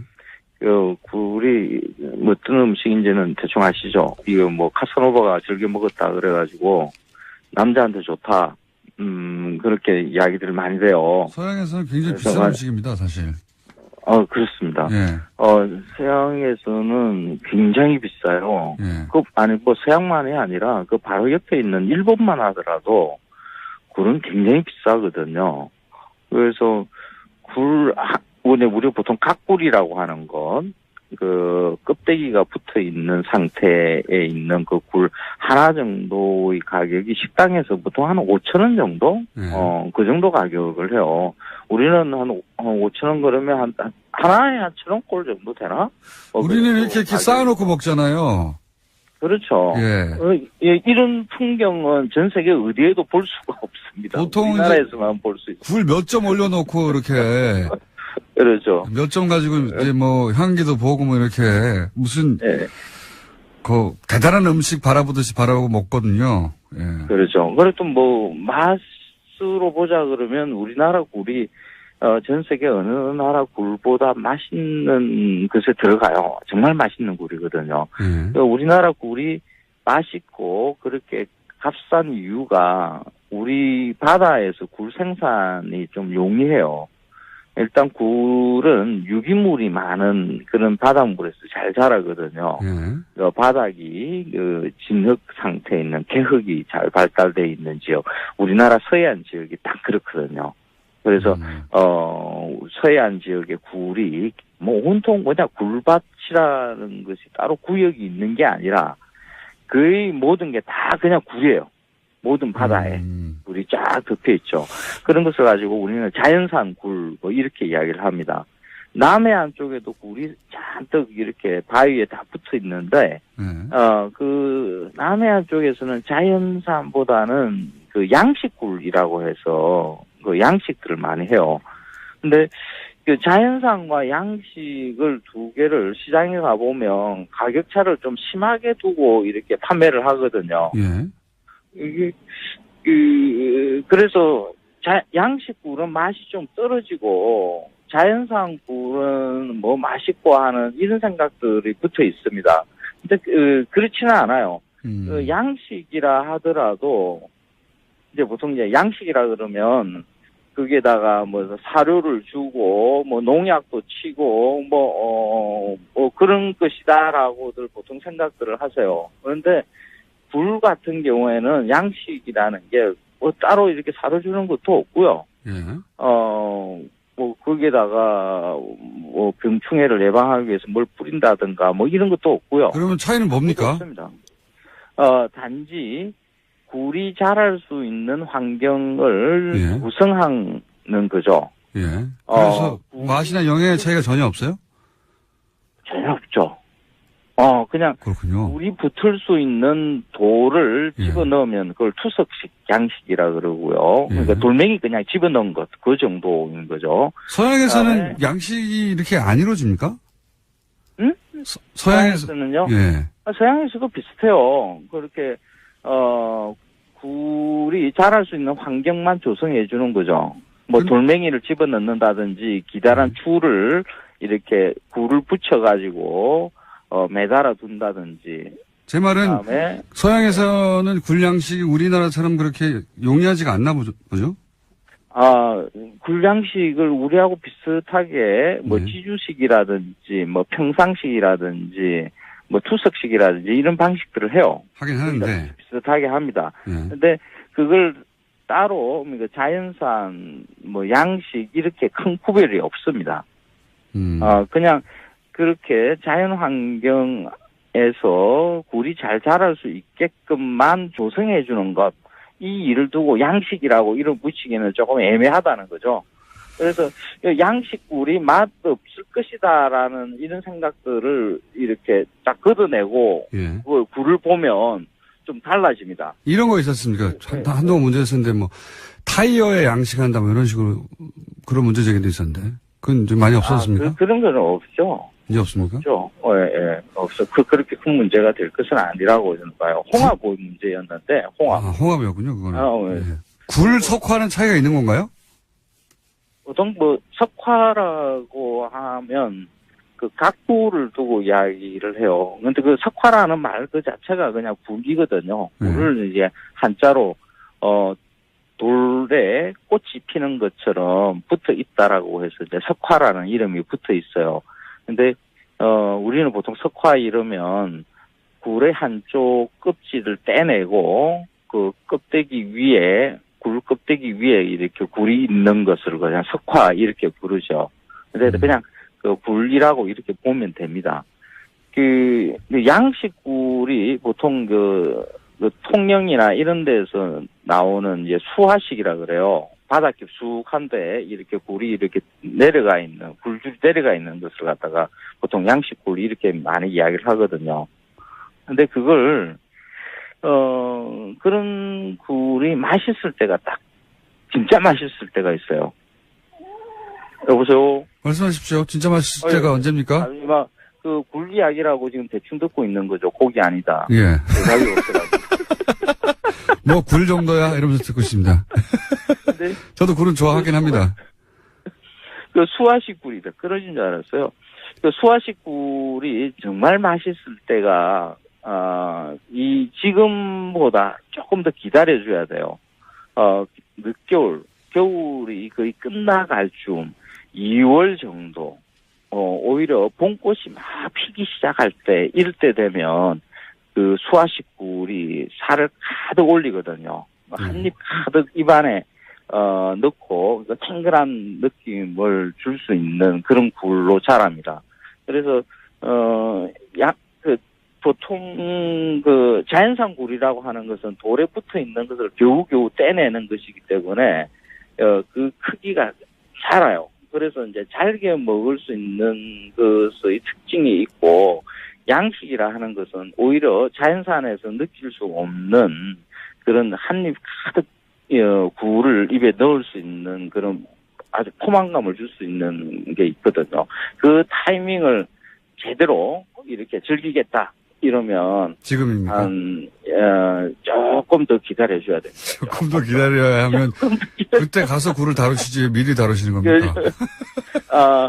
이게 보통 보면 예. 지금 막 굴을 많이 드세요. 이제 굴철이 들어왔다. 예. 그런데 오히려 그 굴철이 진짜 양식 굴이 맛있을 때는 굴철이 아닌 줄로 알고 또 깜빡 놓치세요. 그래서 대기하라? 그걸 굴철이 온다? 대기하라? 굴은 지금부터 시작해서 봄꽃이 필 때까지다. 그렇군요. 그러니까 이 계절을 갖다가 제대로 즐기시라. 이 이야기를 들으려고. 마지막 질문인데 30초밖에 안 남았는데 어디 굴이 최고입니까?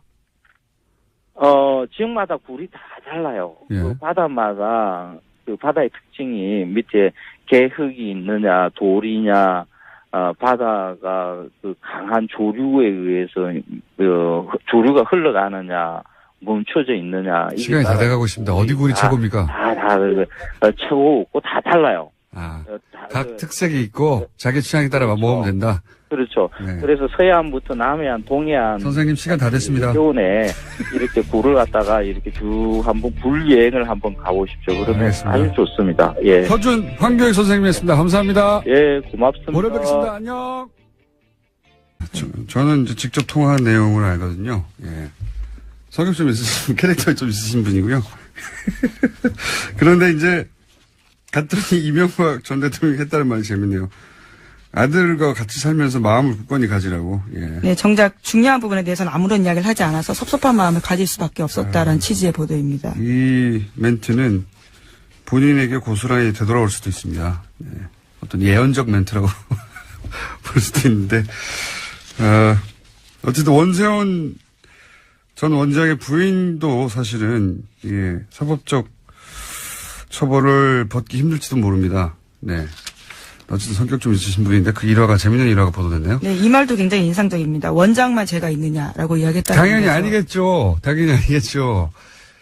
자, 이런 일들이 있었다고 합니다. 다음 뉴스는요. 네, 김병찬 서울 용산경찰서장이 검찰 조사를 받고 있는데요. 받았습니다. 2012년 경찰의 국정원 댓글 사건 수사 정보를 국정원에 흘려줬다라는 혐의를 받고 있습니다. 이와 관련한 내용들이 좀 나왔는데요. 오늘 아침 경향신문 보도입니다. 당시에 서울 수사 2계장으로 일할 때 상황이 심각하다라면서 국정원 관계자에게 수사 정보를 알려주고 분석 범위도 줄여주겠다라면서 수사 축소를 시도한 정황이 있었다라는 겁니다. 김병찬 용산경찰서장을 지금 압수수색하고 수사하는 것은 결국은 김용판 전 서울청장을 타겟으로 한 것이죠. 무죄를 그때 당시는 받았는데, 그때는 조사 2계장이었거든요. 예, 조사 네, 2계장. 수사 2계장요. 예. 수사 2계장이었거든요. 그래서 실무 책임자로 이 사안을 덮는 데 역할을 했다라고 보고. 근데 이제, 2012년, 당시, 2013년에 조사했죠. 최동욱, 그리고, 윤석열 팀이 이 수사를 할 때, 그때 결국 법정에 나와서는, 이 김 서장이, 김병찬 서장이 아무것도 안 알려줬다. 섭섭하다. 이렇게 진술했는데. 네, 국정원 직원이 그렇게 진술했었습니다. 예, 그 연락 챙겼던 국정원 직원이, 그 국정원 직원이 번복을 했죠. 예. 네, 굉장히 자세하게 진술했는데요. 당시에 자신과 20분 정도 통화하면서 상황이 심각하다, 뭐가 나왔다 이렇게 이야기를 했고 그러자 걱정하지 마라, 우리가 다 알아서 조사 범위를 줄여주겠다 이렇게 이야기했다고 합니다. 그렇죠. 그래서 결국 어떻게 줄였냐면은 검색어를 줄입니다. 예, 검색어에서 걸릴 거 아닙니까? 근데 이제 정치 댓글들이요. 예, 그 검색어를 확 줄여가지고 아무것도 안 걸리게 만든 다음에 아무것도 안 나왔다고 바꾸죠. 예, 그런 일을 했다는 것이 당시에도 의심을 받았지만 국정원 당시 연락관 안모 씨가 그때는 부인했다가 이번에는 뒤집었어요, 이야기를. 그때 자세하게 알려줬다고. 예, 아이디도 나오고 뭐 잔뜩 나왔는데 축소해준다는 거죠. 예, 실제로 그래서 마지막 대선 토론회 마지막 날 대선 토론이 끝나자마자 경찰 아무것도 안 나왔다고 중앙을표를 네, 혐의 했죠. 없음 예. 그 유명한 발표를 했었습니다. 그 사건을 다시 지금 뒤지고 있는 겁니다. 예, 하지만 김 서장은 여전히 자신의 혐의를 부인하고 있다고 하는데요. 검찰 조사에서는 5년 전 상황을 기억하라는 것은 무리다라고 이야기하고 있다고 본인이 합니다. 기억하지 않아도 돼요. 다른 분들은 기억하고 있기 때문에 본인은 어차피 부인할 거예요. 예. 자, 그래서 김용판 전 청장 그 이후로 이제 새누리당에 국회의원에 출마했었죠. 네, 하지만 경선에서 떨어져서요. 출마도 못했습니다. 경선에서 낙선하고 나서 부정선거라고 주장했었습니다. 네, 우리가 모른다고 해서 없는. 안녕하세요, 김호준입니다. 작년 말 정창수 나라살림연구소장이 2017년 예산에 VIP라는 단어가 예산안에 540번이나 언급돼 이상해서 분석을 했더니 최순실 예산이었던 걸 밝혔었죠. 그리고 그런 예산들은 재하청의 재하청 혹은 위탁 사업 구조라 누가 그 세금을 최종적으로 가져가는지 알 수 없도록 했다는 특징 역시 발견했습니다. 그런 예산이 문체부 하나만 따져도 16개 사업 3,200억대. 이런 사업들의 법적 근거가 없자 예산을 먼저 배정하고 나중에 청부 입법을 했던 사실도 드러났었습니다. 그 모든 게 VIP, 대통령 관심사라는 이유 하나만으로 이루어졌습니다. 자유한국당이 여당 시절에. 현재 국회에서 심의되는 2018년 예산 중 야당에 의해 보류 안건으로 지목된 사업들의 70%가 문재인 정부의 국정과제들입니다. 교문이 보류 예산 중 80%가 대통령과제. 행안위는 8개 보류안 중에 8개 모두 소위 문재인 표 예산. 현재 국회 보류안건 소위에서 합의가 안 된 사안 전체가 국정과제 예산들입니다. 박근혜 정부에서는 VIP 관심사라는 이유만으로 예산이 만들어졌다면 이번 정부에서는 문재인 공약이었다는 이유만으로 보류되는 중입니다. 현재 국회가 돌아가는 꼴이 그렇습니다. 김원준 생각이었습니다.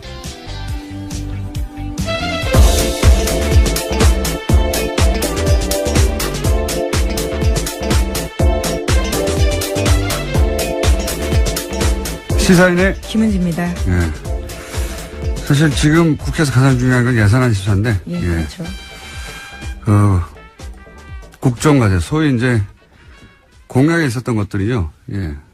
그 예산은 일단 막는다. 이게 이제 야당의 심의 전략이에요. 아주 노골적이라 수치로도 확인이 됩니다. 예. 보류되는 건 뭐 다 족족이다. 국정과제. 근데 그 공약들은 대부분 야당도 걸었던 거예요. 예. 그러니까 내용이 중요한 게 아니라 예. 이번 정부가 내년에 쓸 돈을 없애버리겠다. 국정과제를. 이런 의도죠. 자, 첫 번째 뉴스는 뭡니까? 네, 이종명 전 국정원 3차장의 구속적부심 청구가 받아들여지지 않았습니다. 어제 법원은 기존 구속영장 발부에 따른 구속이 적법하다라고 기각 사유를 밝혔는데요. 이 전 차장은 원세훈 전 국정원장 등과 공모해서 국정원 외곽팀에 수백 회에 걸쳐서 예산 수십억 원을 지급한 혐의를 받고 있습니다. 이미 지난 18일에 구속이 된 바가 있는데요. 당시에 오민석 영장전담 부장판사 같은 경우에는 영장 발부 사유를 이렇게 설명했습니다. 범죄 혐의가 소명되고 증거인멸 염려가 있다면서 구속의 사유가 필요성이 인정된다라고 했습니다. 영어로 발렌싱. 네. 예. 아, 예, 균형요. 예, 네. 균형 맞추기. 김관진, 인관빈, 석방은 법리를 따졌을 뿐이고, 예, 특혜가 아니었다. 라는 걸 입증하느라고, 이번에 세심하게 배려한 듯한, 이 청와대 수석과 연관된 사건의 인사는 석방했죠. 반면에. 네, 전병헌 전 수석과 관련된 부분은요. 예, 석방이 됐고, 예, 이번에, 그리고 국정원이 소유한 건물, 거기 꼭대기 층은 사적인 사교 공간을 만들었다는 거잖아요. 예, 심지어 여기는 원세훈 전 원장의 부인이 사적으로 쓴 것으로 추정되고 있는데요. 여기서 사교 모임을 했던 것으로 알려져 있습니다. 매우 이명박적이에요, 이 사건은. 예, 매우 이명박적이다. 굉장히 어울립니다. 이런 사건 없었으면 섭섭할 뻔했어요. 예. 근데 이제 지금까지 밝혀진 것만 해도 제가 이런 이야기를 들은 건 몇 년 전이거든요. 예. 저 정도가 드는 것도 몇 년 전이기 때문에, 예. 본격적인 수사가 이루어지면 훨씬 더 많이 나올 거라고 봅니다. 그때는 이런 이야기를 해도 아무도 믿질 않았었는데. 예. 자, 다음 뉴스는요? 네, 관련한 보도가 계속해서 있는데요. 원세훈 전 원장 시절에 국정원이 위장 사업자 이름의 차명 계좌를 무더기로 운영했다라고 어제 JTBC가 보도했습니다. 이 차명 계좌는 민간인 댓글 부대 등을 수사하는 과정에서 나왔다라고 하는데요. 댓글 부대 운영비 52억 원의 흐름을 확인하는 과정에서 해당 계좌들이 무더기로 발견됐다라고 합니다. 이것도 재미있는 뉴스네요. 원래 이 가짜회사, 위장회사, 예. 이 정보기관들이 이런 가짜회사들 쓰죠. 특히 해외 공작 같은 거 할 때. 네, 그렇죠. 우리나라 사건 중에 가짜회사가, 등장했던 것 중에 하나가 해킹팀, 이탈리아 사찰 프로그램, 해킹팀을 구매했던 회사. 예. 그 회사가 실체가 분명한 위장회사다. 이런 얘기가 있었고요. 네, 2015년 사건이었습니다. 근데 이제 보통 해외 공작 같은 거 할 때 겉으로는 정상적이지만 실제로는 공작 거점이 되는 그런 가짜 회사들, 프론트 컴퍼니라고 합니다. 이런 거. 프론트 컴퍼니. 근데 이걸 우리는 이제 댓글 공작 때 썼죠. 예. 댓글 공작 때 사무실로. 훌륭하지 않습니까? 네. 네, 그러니까 댓글 작업이 진짜 우리 안보를 강화시키는 게 아니라 약화시키는 일이라는 걸로밖에 볼 수 없는데요. 계속해서 그것이 정당한 활동이었다고 주장을 하고 있는 겁니다.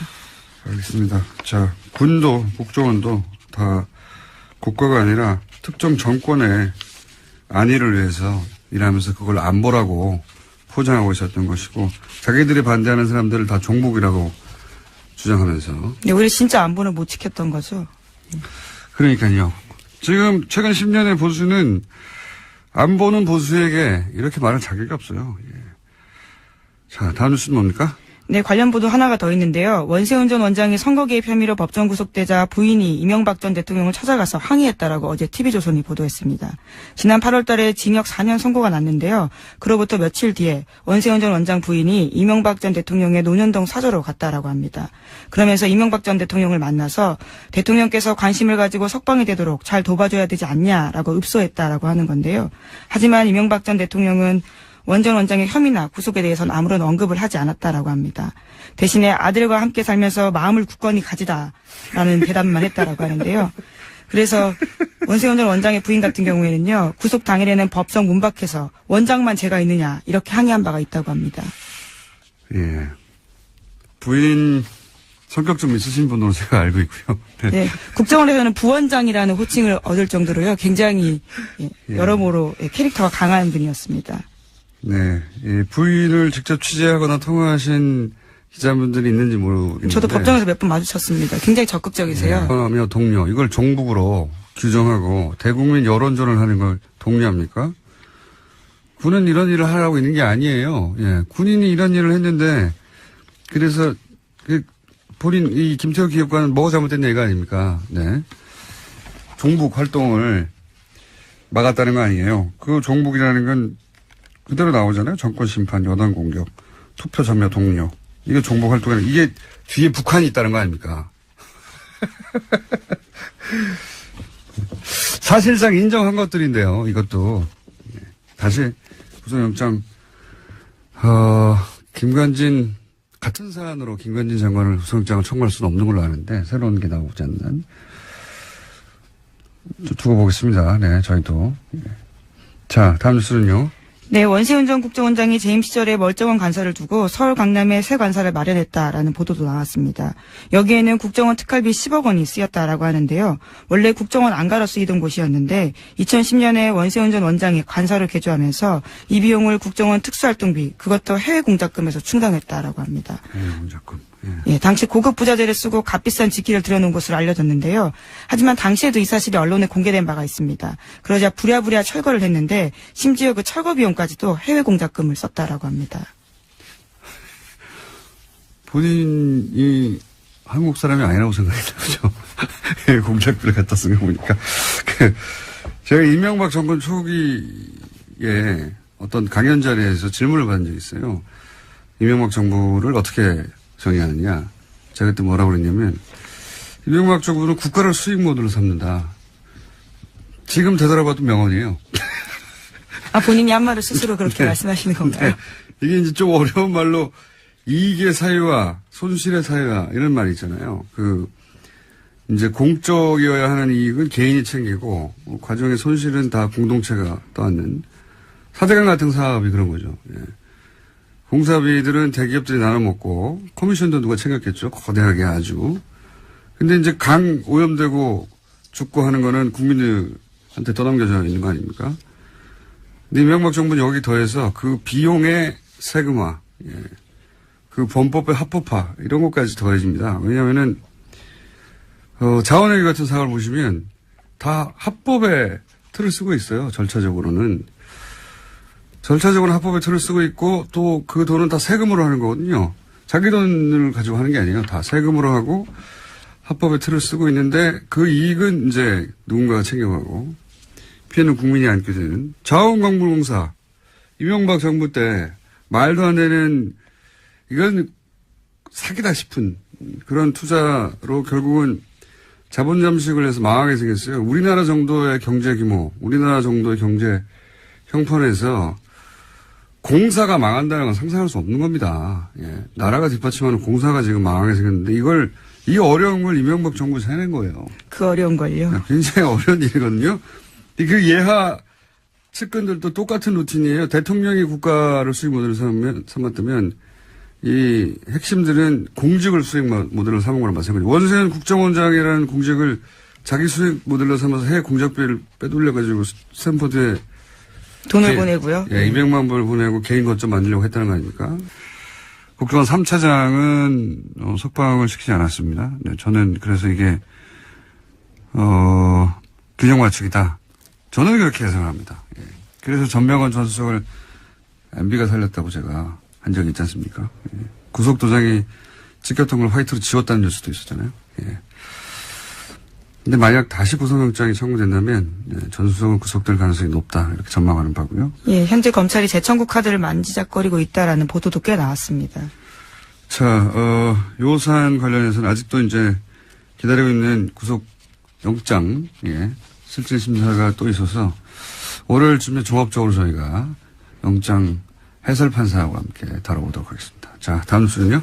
네, 어제 국방부 사이버 댓글 조사 TF가 3차 중간 조사 결과를 발표했는데요. 군 사이버 사령부가 지난 2012년에 총선에 총력 대응한다는 내용의 문건을 공식적으로 확인했습니다. 그런데 이 문건에 결재를 한 사람은요, 김관진 당시 국방부 장관입니다. 너무 당연히 구속되어 있어야 할 사람인데, 예, 이런 문건이 계속 나오는데 결재했는데 분명히 결재라는 건 지시했다는 거거든요. 근데 이제 본인이 지시한 게 아니라 봤다는 뜻이다. 그러니까 본인은 종북 대응을 하라고 지시했지 정치관여를 지시한 바가 없다라고 계속 주장을 하고 네. 있고, 이에 대해서 신강렬 부장판사 같은 경우에는 다툼의 여지가 있다라는 취지의 다툼의 이야기를 여지가 했습니다. 어디 있습니까? 여기서 종북이라고 하는 게 정부에 반대하는 사람들인데, 그래서 당시 야당 의원들 비난하는 댓글 단 거 아니에요? 예. 네, 어제 조사 결과 봐도요, 총선 직후의 보고 문건들을 보면 사이버사는 정권 심판과 여당 공격, 정권 교체를 위한 투표 참여 동료 등에 대해서 종북 활동으로 규정해서 대응했다라고 되어 이 있습니다. 야당은 그냥 종북이에요. 예. 정부를 비판하면 다 종북을 했는데 이게 무슨 다툼의 여지가 있습니까? 군이 대국민 여론전을 왜 합니까? 군이. 정치관여죠. 법으로 금지되어 있습니다. 그러니까 이제 보수를 계속 안보 하는데 국가 안보가 아니라 정권, 자신들의 안보, 자신들의 안위를 챙긴 거예요. 예. 그걸 다 종북이라는 단어로 묶어서 군이 정치 개입하게 했는데, 문건도 나왔는데, 결재도 했는데, 지시도 했는데 구속이 안 되는 게 많이 되나요? 예. 네, 심지어 어제 발표에서는요, 2013년에 첫 조사했을 때 김관진 전 장관이 방해했던 내용까지도 나왔는데요. 관련해서 수사를 열심히 하려고 했던 헌병 수사관을 질책하고 수사팀에서 제외했다라는 내용도 있었습니다. 그러니까요. 예. 이게 이제 군이 정치에 개입하면 안 된다고 수사하려고 했더니 하지 말라고 한 거 같잖아요. 국방장관이. 김관진 국방장관 석방시킨 건은 두고두고 앞으로, 예, 거꾸로 발목을 잡을 거라고 저는 봅니다. 자, 다음 뉴스는요? 네, 관련해서 어제 SBS가 또 하나의 보도를 했는데요. 사이버사 댓글 공작에 대한 재조사가 본격화되면서 그 전에 김태효 전 청와대 대외전략기획관과 통화를 한 바가 있다라는 겁니다. 그 당시에 김태효 전 기획관 같은 경우에는 사이버사가 여론 조성을 위해서 댓글을 다는 것을 긍정적으로 평가한 이야기를 했다라고 하는데요. 지금 압수물 분석이 끝나는 대로 바로 김태효 전 비서관을 불러서 검찰이 조사할 계획입니다. 이게 청와대 김태효 비서관 당시에 대전략기획관인가요? 예. 네, 대외전략기획관입니다. 예, 사이버 댓글을 긍정적이라고 독려했다는 거잖아요. 예. 자기 스스로 인정했다라고 어제 SBS가 보도한 건데요. 그러니까 군이 왜 정권 심판, 여당 공격, 투표 차